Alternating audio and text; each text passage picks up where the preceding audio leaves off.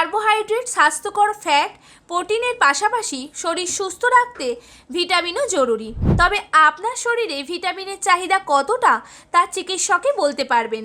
বর্তমানে অনেকেই মনে করেন খাবার থেকে পর্যাপ্ত পুষ্টি না পাওয়ায় মাল্টিভিটামিন সাপ্লিমেন্ট গ্রহণ করা উচিত। তবে চিকিৎসকদের মতে অপ্রয়োজনীয়ভাবে মাল্টিভিটামিন সাপ্লিমেন্ট গ্রহণ করলে শরীরে ক্ষতি হতে পারে। ম্যাগনেসিয়াম শরীরের পেশি ও স্নায়ুর কার্যকারিতা, ঘুম এবং মানসিক স্বাস্থ্যের জন্য গুরুত্বপূর্ণ। তবে অতিরিক্ত সাপ্লিমেন্ট গ্রহণ করলে পেটের অস্বস্তি, ডায়রিয়া, বমি, ক্লান্তি ও মাথা ঘোরার মতো উপসর্গ দেখা দিতে পারে। চিকিৎসকদের পরামর্শ, ম্যাগনেসিয়ামের ঘাটতি পূরণের জন্য আমন্ড, কাজু, ডাল, দানাশস্য, কলা ও শাকসবজি খাওয়া উচিত। আয়রনের ঘাটতি পূরণে সাপ্লিমেন্ট গ্রহণের পরিবর্তে রেড মিট, চিকেন, মাছ, ডাল ও পালং শাক খাওয়া উপকারী।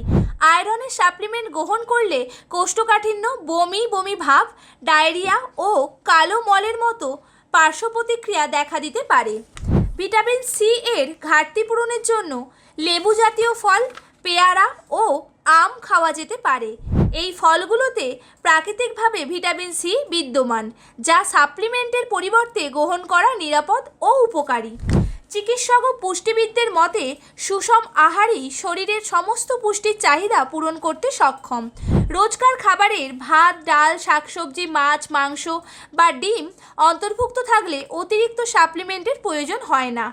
মরশুমি ফল ও শাকসবজি খাওয়ায় পুষ্টির জন্য গুরুত্বপূর্ণ।